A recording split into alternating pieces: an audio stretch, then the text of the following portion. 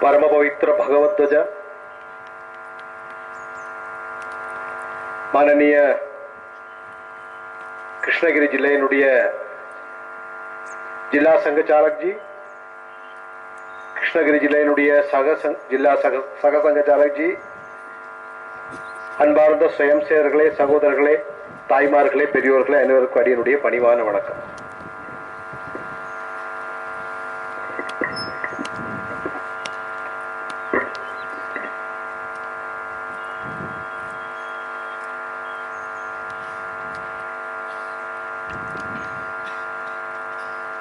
நம்முடைய கிருஷ்ணகிரி ஜில்லையினுடைய शागा संगमम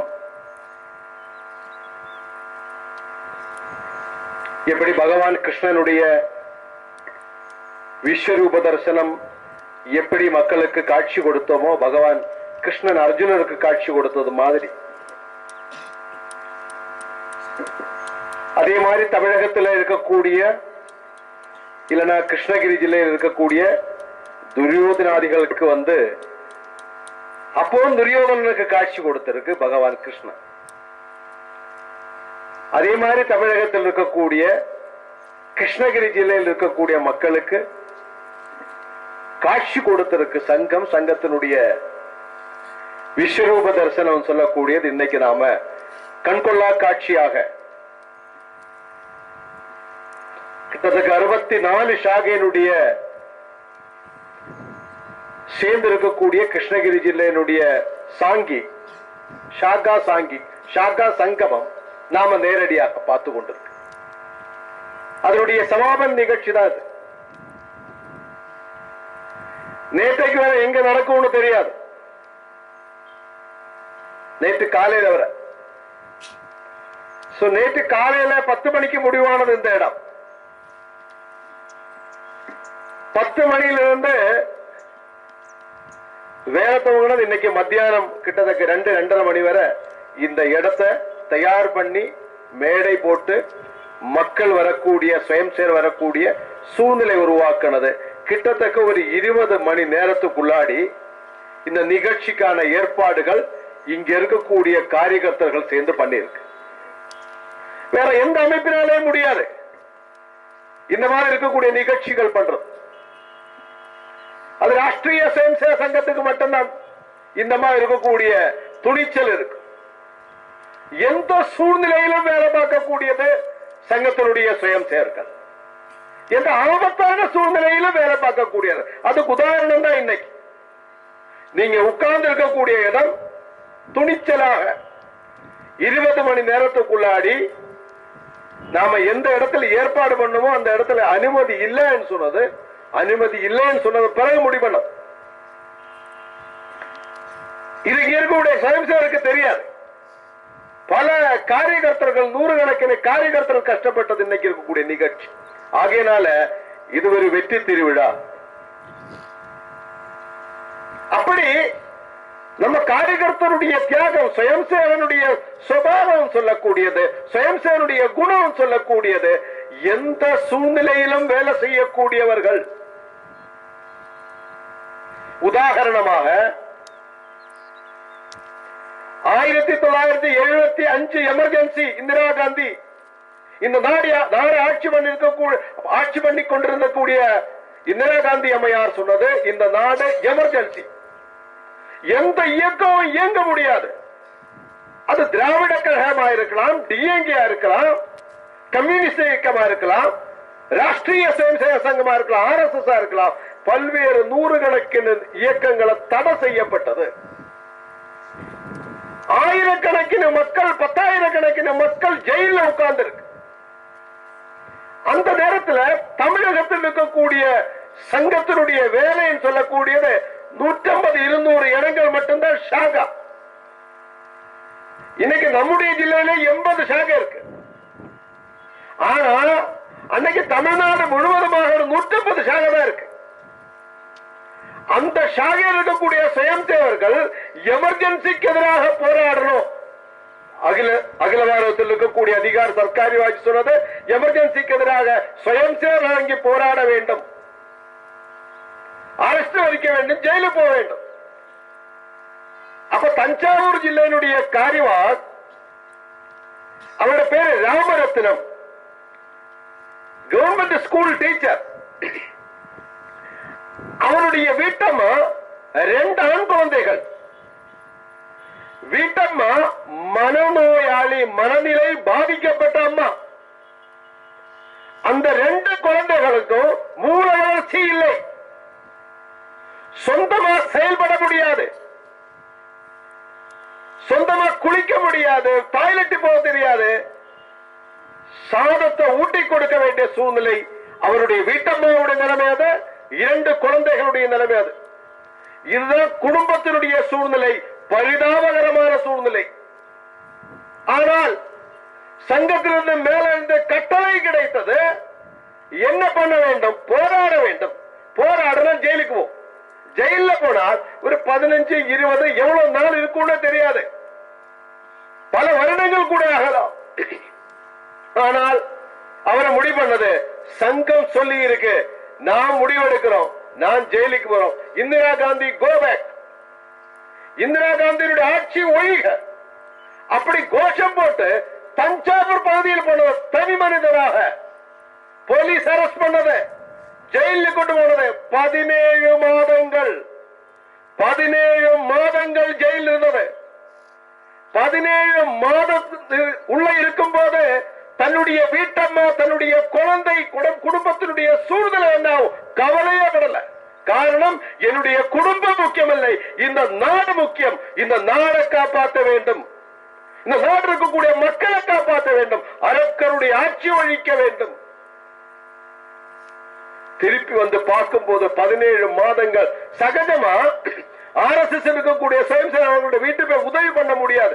யாராவது உதவி பண்ண போனால் RSS அரெஸ்ட் பண்ணி ஜெயிலுக்கு கொண்டு. இது எமர்ஜென்சி நேரத்தில் இறங்கி வேலை பார்த்த சுயம்சேவர்கள்.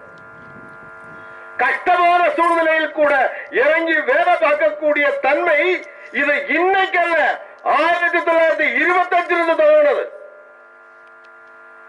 எப்ப சங்கம் துவங்கப்பட்டதோ அன்னையிலிருந்து கஷ்டம் தான் நமக்கு. இன்னைக்கு வரை கஷ்டத்தில் வளையக்கூடிய, வெயில் தாண்டி வெயில் அடித்து வளரக்கூடிய மரம் என்ன ஆகும்? அந்த செடி வளர்ந்து போயிட்டே இருக்கும், எங்கேயும் கிடையாது, யாராலையும் அழிக்கவே முடியாது, அதையும் தாண்டி வளர்ந்து கொண்டே இருக்கும்.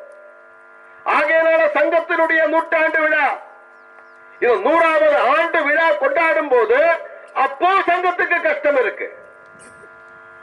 பல்வேறு விதமான கஷ்டங்கள் தாண்டி சுயம் சேவகர் வேலை செய்து கொண்டிருக்கு. ஆகையினால கஷ்டம் சொல்லக்கூடியது இந்த நாட்டினுடைய சுபாவம், இந்த நாட்டில் இருக்கக்கூடிய மக்களுடைய சுபாவம். உதாரணமாக சுவாமி விவேகானந்தர் அமெரிக்க போகும் முன்னாடி தமிழகத்தில் இருக்கக்கூடிய பல்வேறு கிராமங்களை சுற்றுப்பயணம் பண்ணது. 1892 பல்வேறு இடங்களில் சுவாமி விவேகானந்தர் சுற்றுப்பயணம் பண்ணும் போது சுவாமி விவேகானந்தருடைய பேரு சுவாமி விவேகானந்தர் இல்ல, கல்கட்டா சுவாமி, பெங்காலி சுவாமி, அப்படி எல்லாம் பல்வேறு விதமான பேர்கள். அப்படி சென்னை பகுதிக்கு வரும்போது ட்ரிப்ளிகன் பகுதியில் வேலை பார்க்க, அந்த பகுதியில் இருக்கும் போது அங்க இருக்கக்கூடிய மாணவர்கள், அன்னைக்கு BA டிகிரி படிச்சுட்டு இருக்கக்கூடிய அரசிங்க பெருமாள், இந்த அரசிங்க பெருமாள் கூட அங்க இருக்கக்கூடிய லிபர்டி சொசைட்டி ஸ்பீச் அப்படி இருக்கக்கூடிய ஒரு அமைப்பு இருக்கு. லிபர்டி சொசைட்டி ஸ்பீச் சொல்லக்கூடிய அந்த அமைப்புல ஒரு சொற்பொழிவு கொடுக்கிறதுக்காக இந்த பெங்காலி சாமி வரும்போது அரசிங்க பெருமாள் அங்கே போய் பார்க்கிறார். அவர் கல்லூரி மாணவர், இங்க படிக்கக்கூடிய மாணவர்கள் மாதிரி. அந்த பார்த்த உடனடியாக அந்த அவருடைய சொற்பொழிவு கேட்டு அட்ராக்ட் ஆகி வேதாந்தம் பேசக்கூடியவர்கள், தம்பி நேர பாருங்க.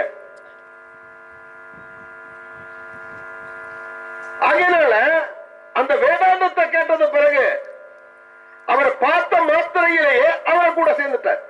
சுத்திட்டே இருந்தது. அவருக்கு ஒரு கடிதம் கிடைச்சது, அவருடைய தாத்தாவுக்கு ஒரு கடிதம் கிடைச்சது. 1893 செப்டம்பர் மாதத்துல அமெரிக்கா இருக்கக்கூடிய சிகாகோவில் இருக்கக்கூடிய கொலம்பியா ஹால்ல மத மாநாடு நடக்குது. பாரதத்திலிருந்து யாராவது அனுப்பினா நல்லது, உடனடியாக சாமிஜி கிட்ட சொல்ல, சாமி நீங்க நல்ல வேதாந்தம் பேசக்கூடிய நபர், நீங்க போனா நல்லது. ஆகையினால சுவாமியை இங்க இருந்து அமெரிக்கா அனுப்புறதுக்காக அரசிங்க பெருமாள் எல்லாம் சேர்ந்து அன்னைக்கு மட்டுமே 4000 ரூபாய் கலெக்ஷன் பண்ணி சாமி கையில கொடுத்தோம். சாமி நீங்க கிளம்பி போங்கன்னு சொன்னோம். சாமிஜி இங்க இருந்து கிளம்புறார் அமெரிக்காவுக்கு. அமெரிக்கா போனது பிறகு அந்த நிகழ்ச்சி ஒத்திவைக்கப்பட்டது. ஆகையினால எங்க தங்கணும் எங்க சாப்பிடணும் எதுவும் தெரியாது. அதனால கொஞ்சம் செலவு கம்மியா இருக்கக்கூடிய போஸ்டன் சொல்லக்கூடிய அந்த கிராமத்துக்கு போனது, அங்கேயே தங்கினது. இன்னைக்கு பெரிய நகராட்சி, அங்க போய் தங்கினது. வீடு வீடா பிக்ஷை எடுத்தது, ஆனா பிக்ஷை கொடுக்கல. காரணம், அங்க இருக்கக்கூடிய மக்களுக்கு பிக்ஷை கொடுக்க தெரியாது, குளிர் தாங்க முடியாது, கிளைமேட்டிக்கல் கண்டிஷன் ரொம்ப வஸ்ட். சாமியோட உடம்பு ஒத்துழைக்கல, டிரெஸ் கோட் இல்ல, டிரெஸ் இல்ல, குளிருக்கு போடக்கூடிய டிரெஸ் கூட இல்லாமல் அப்படி இந்த அரசிங்க பெருமாளுக்கு ஒரு கடிதம் எழுதுகிறார். என்னுடைய உயிர் போகக்கூடிய சூழ்நிலை, உணவுக்கு பைசை இல்லை, உடை இல்லை, தங்குறதுக்கு வசதி இல்லை, என்னுடைய உயிர் போகக்கூடிய சூழ்நிலை இருக்கு. ஆகையினால என்னுடைய உயிர் போகக்கூடிய சூழ்நிலை உருவானால் நீ அங்கே இருக்கக்கூடிய பார்த்தசாரதி கோயில் இருக்கக்கூடிய பகவான் கூட சொல்ல வேண்டும், பகவானை காப்பாத்துங்க. அப்படி ஒரு கடிதம் இருக்கு. கையில பைசா இல்ல, 4 ஆல்ரெடி கொடுத்து அனுப்பி இருக்கு. அப்ப அரசிங்க பெருமாளுக்கு திருமணமானது. தன்னுடைய வீட்டம்மாவுடைய தாலியிலிருந்து தங்கத்தை எடுத்து அனைத்து தங்கத்தையும் கொண்டது அடமானம் வச்சு அப்போ 1000 ரூபாய் அனுப்பி கொடுத்தோம். வீடு இருந்த பைசா வசதி எல்லாத்தையும் வித்து சாமிக்கு பைசா அனுப்பி கொடுத்தது 1000 ரூபாய். அப்படி 5000 ரூபாய், முதல் 4000, அது பிறகு 1000. சாமி அத பிறகு பல்வேறு நாடுகள் எல்லாம் சொற்பொழி முடிச்சது பிறகு தமிழகத்துக்கு வருகிறார். முதல் வரக்கூடிய ஸ்ரீலங்கா வந்து 1897 நவம்பர் மாதம் 5ஆம் தேதி Madras boat mail, Rameswaram to Madras boat மைல பிப்ரவரி மாதம் 6ஆம் தேதி அன்னைக்கு இங்க சேர சென்னையில். பிப்ரவரி 5 அங்கிருந்து கிளம்பி பிப்ரவரி 6 இங்க சேர. அதுக்கு இருக்கக்கூடிய பல்வேறு விதமான நிகழ்ச்சிகள். 8ஆம் தேதி ஒரு சொற்பொழிவு கொடுத்தது சுவாமி விவேகானந்தர். பிப்ரவரி மாதம் 8ஆம் தேதி நடந்தக்கூடிய சொற்பொழிவு தான் ரொம்ப முக்கியமான சொற்பொழிவு. என்ன சொன்னால், ஸ்வராஷ்டிரம், என்னுடைய ராஷ்டிரம், ஸ்வதர்மம். இதுல 2 வார்த்தை, ஸ்வராஷ்டிரம் ஸ்வதர்மம். இந்த ஸ்வராஷ்டிரத்தையும் ஸ்வதர்மத்தையும் பாதுகாக்க வேண்டும். இங்க இருக்கக்கூடிய இளைஞர்கள், தமிழகத்தில் இருக்கக்கூடிய இளைஞர்கள், பாரதத்தில் இருக்கக்கூடிய இளைஞர்கள் இங்க இருக்கக்கூடிய மக்களை பாதுகாக்க வேண்டும், தர்மத்தை பாதுகாக்க வேண்டும், இந்த ராஷ்டிரத்தை பாதுகாக்க வேண்டும். அரசிங்க பெருமாள் மகாராஜா, அண்ணன் இருக்கக்கூடிய அரசிங்க பெருமாள், அவர் கூட தன்னுடைய குடும்பத்தையோ கோத்திரத்தையோ பொருளாதாரத்தையோ பார்க்காமல் அந்த சாமியை பாதுகாக்கக்கூடிய சூழ்நிலை, காப்பாற்றக்கூடிய சூழ்நிலை உருவானது. ஆகையினால பாரதத்துக்கு இன்னைக்கு சாமி விவேகானந்தர் சொல்லக்கூடிய பிரம்மாண்டமான சாமிஜியினுடைய பல்வேறு விதமான கருத்துக்கள் நமக்கு தெரியறதுக்கு காரணம் என்ன சொன்னார், தமிழகத்தில் இருக்கக்கூடிய அரசிங்க பெருமாள். மக்கள் கஷ்டத்தை எடுக்கக்கூடியவர்கள், தன்னுடைய குடும்பத்தை, சுகத்தை, சொத்தை, பொருளாதாரத்தை, நேரத்தை அனைத்தையும் கொடுத்து வேலை பார்க்கக்கூடியவர்கள் இந்த தமிழகத்தினுடைய, பாரதத்தினுடைய பரம்பரை, தமிழகத்தினுடைய பரம்பரை. ஆகையினால சுயம் சேவகர் சொல்லக்கூடியது தன்னை குறித்து கவலைப்படாமல் பிறரை குறித்து கவலைப்படக்கூடியவர்கள். 2021 நாடு முழுவதும் இருக்கக்கூடிய, உலக நாடு முழுவதும் இருக்கக்கூடிய பெரிய நோய் என்ன நோய்? கொரோனா நோய். கொரோனா நோய் பல்வேறு இடங்கள்ல ஆயிரக்கணக்கின மக்களோட ஆக்சிஜன் கிடைக்கல, உயிர் போயிட்டே இருக்கு. நாக்பூர்ல ராம் நகரம் சொல்லக்கூடிய நகர்ல பவன் கல்யாண் சொல்லக்கூடிய அந்த பகுதியில் நடக்கக்கூடிய ஷாகா, பவன் கல்யாண் ஷாகா, அந்த ஷாகா சேர்ந்த ஒரு சுயம் சேவகன் அவரை ஹாஸ்பிட்டல் அட்மிட் பண்ணது. அங்க இருக்கக்கூடிய நாக்பூர்ல இருக்கக்கூடிய ஹாஸ்பிட்டல். அவருடைய பேரு நாராயண தபோத்கர். அவர் அட்மிட் பண்ணது, அவருடைய பையன், வீட்டம்மா எல்லாரும் சேர்ந்து ஹாஸ்பிட்டல் அட்மிட் பண்ணி இருக்கு. ஐசியூல உட்கார்ந்து இருக்கு. அவரோட வயசு 82. அப்ப இளம் வயதா இருக்கக்கூடிய 2 பேர்கள், கணவன் மனைவி 2 பேர்கள் கொரோனா பாதிச்சு முன்னாடி வந்து அவருக்கு பெட் கிடைக்கல. தன்னுடைய உயிர் போகக்கூடிய சூழ்நிலை, கணவனுடைய உயிர் போகக்கூடிய சூழ்நிலை, அந்த மனைவி அழுதுட்டே உட்கார்ந்து இருக்கு. இந்த இளம் தம்பதியினுடைய நிலைமை, இவரோட மனசு அப்படியே பாதிக்கப்பட்டது. இவர் அப்படி அவரை பார்த்தது பிறகு தன்னுடைய குழந்தைகளை கூப்பிட்டு, எனக்கு வயசு 81, வாழ்ந்தது போதும், எனக்கு வயது 81, வாழ்ந்தது போதும், என்ன வீட்டில் கூட்டிட்டு போங்க, அவங்களுக்கு இந்த பெட்டை கொடுங்கன்னு சொன்னது. அந்த டாக்டருக்கு ஒரு கடிதம் எழுதி கொடுத்தது, எனக்கு இனிமேல் ட்ரீட்மெண்ட் தேவையில்லை, இந்த பெட் அவங்க கொடுங்க, இளம் வயதில் இருக்கக்கூடிய தம்பதிகள் வாழட்டும் சொன்னது. 3வது நாள் இந்த நாராயண தபோல்கர் இறந்து போனது. தன்னுடைய உயிரையே கொடுத்து பிறரை காப்பாற்றக்கூடிய சூழ்நிலை அந்த பவன் கல்யாணம் சொல்லக்கூடிய அந்த நகருடைய சாகையில் இருக்கக்கூடிய சுயம் சேவர் தன்னுடைய உயிரை குறித்து கூட கவலை இல்லை. காரணம் என்னன்னு சொன்னார், பிறர் வாழ வேண்டும், நான் வாழுகிறோமோ இல்லையோ பிறருக்காக வாழ வேண்டும், அனைத்தும் பிறருக்காகவே. அப்படி இருக்கக்கூடிய தன்மை கொடுக்கக்கூடியது சங்கம். ஆகையான சங்கத்தினுடைய தன்மை இது, அடிப்படை தன்மை. எந்த கஷ்டமான சூழ்நிலையிலும் சங்க வேலை பார்க்கக்கூடியது சங்கத்தினுடைய தன்மை. ஆகையினால நம்ம பகுதியில இப்ப நாம நடத்தி இருக்கக்கூடிய இந்த பிரம்மாண்டமான ஷாகா, இந்த நூற்றாண்டு விலையில நாம எதிர்பார்க்கக்கூடியது கிருஷ்ணகிரி ஜில்லையில 200க்கு மேற்பட்ட ஷாகா இந்த 26க்குள்ளாடி 200 ஷாகா கொண்டு வரும். அது நம்முடைய திட்டம். அப்ப கிராம கிராமமாக இங்க இருக்கக்கூடிய இளைஞர்கள், மாணவர்கள், யுவா பிரௌட அனைத்து பேரை முடி பண்ண வேண்டியது. இன்னிலிருந்து இந்த துவஜம் இறங்கக்கூடிய நேரத்தில் நாம நம்முடைய மனசில் ஆழமாக பதிய வேண்டியது சொன்னார், நான் தினசரி ஷாகா போக வேண்டும்.